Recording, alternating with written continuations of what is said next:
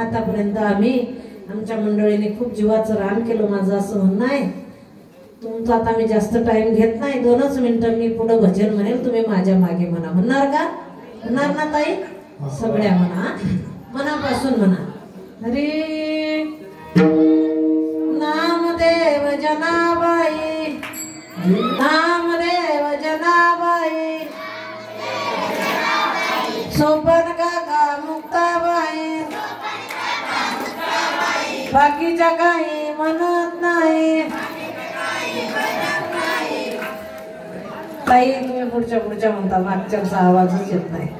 मला सांगा, देव आमचा बाप असेल, तुमचा चुलता असेल का नाही? सगळ्यांनी म्हणा, नामदेव जनाबाई, सोपान काका मुक्ताबाई, मुक्ताबाई मुक्ताबाई, आदिशक्ती मुक्ताबाई, योगमाया मुक्ताबाई, ब्रह्मचित्कला मुक्ताबाई. बाबा किती सुंदर आवाज आमच्या बायांचा. भांडणाला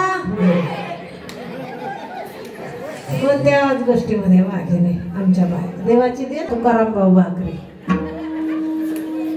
म्हणून सुंदर असं वातावरण आपल्या गावामध्ये आपण निर्माण केलं, असंच होत राहो. भगवान परमात्म्याच्या चरणी आपण अशीच प्रार्थना करू की देवा याच्यापेक्षा मोठा मोठा आमच्या गावामध्ये सत्ता होत राहो. उभारीला ध्वज तिन्ही लोकावरी, ऐशी चराचरी कीर्ती त्यांची. कारण हा ध्वज आहे, हे रोप आहे, लहानसं रोप आहे. त्याला मोठं करायचं असेल तर त्याला सगळ्यांनी त्या रोपाला पाणी घालायचं. एकट्याचा नोये खेळ म्हणून मेळ जमविला. कोणतंही कार्य जर करायचं ठरलं तर एकट्याच्यानं होत नाही. घरात स्वयंपाक करायचं जर ठरलं, भाजी भाकरी जर करायच्या ठरल्या तर नुसतं पीठ असून जमेल का? नुसतं मिरची असून जमेल का? सगळ्या गोष्टी लागतात पदार्थ तयार करण्यासाठी. भाजी करण्यासाठी मीठ लागतं, मसाला लागतो, तेल लागतं, हळद जिरं सगळं काही लागतं, तेव्हा ती भाजी व्यवस्थित होते. तसं हा परमार्थ करण्यासाठी याला सगळ्यांचं सहकार्य लागतं महाराज.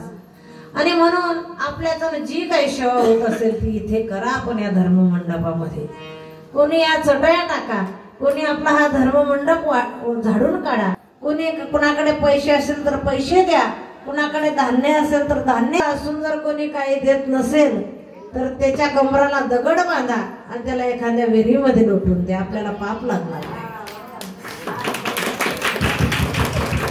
मनुष्य जन्म मिळाल्यावर जर आपण चांगलं कार्य करत नसेल तर आपल्यामध्ये पशुमध्ये काहीच फरक नाही. आपण भाग्यवान आहे. कुत्रे सुद्धा आपल्या मंडपामध्ये येऊन गेले. पाहिले आमच्या मंडळीने कुत्रे सुद्धा आले. काही पूर्वीचं अपुरं असेल तर या जन्मामध्ये पुरं केलं.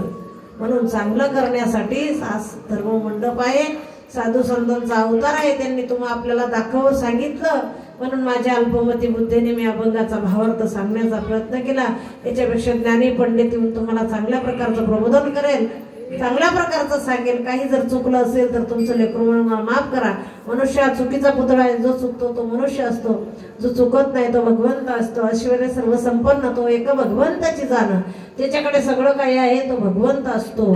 म्हणून झालेली सेवा भगवान पांडुरंगाच्या चरणी, हनुमंतरायाच्या चरणी, तुम्हा मायबापांच्या चरणी सेवेला इथेच थांबवू. ज्ञानेश्वरा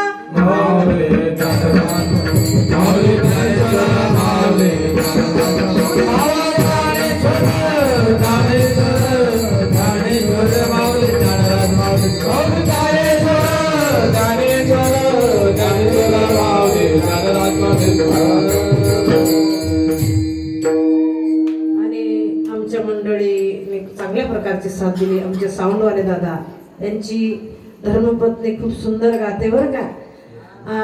मिळाला जर वेळ तर शेवटच्या दिवशी बोलवून घे जा आमच्या ताईला. सुंदर आवाज आहे. शिवरायांचे गीत, गवळणी, भजन खूप सुंदर गातात. माझ्यापेक्षा चांगलं गातात आणि तडफदार आहे. भगवान तुम्हाला जर झाली आठवण तर करा फोन. शेवटच्या दिवशी दिंडीसाठी आमच्या ताईला पण बोलवून घ्या. आमच्या दादाला खूप आनंद आहे, आवड आहे. आणि तुम्ही आपण इथे जमलो महाराज, किती आनंद आहे. असं आपल्याला घरी करता येईल का? करता येईल का मावशी?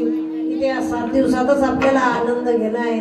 आता 1 दिवस आपला कमी झाला. आता आपल्याकडे राहिले 6 दिवस. मग 6 दिवसामध्ये आपण आनंद घ्यायला पाहिजे. असा आनंद घरी घेता येईल का? घरी गेल्यावर एकच कुठं नाही, सुनबाई अशी, सासूबाई तशी, मुलगा तसा, मुलगी अशी.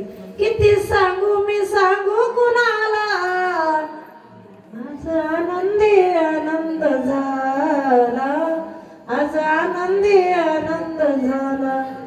हो अष्टमीच्या रात्रीत गोकुळात रे, नाच गाऊ तालात घोडा सुगाला, पैजण थरथरले.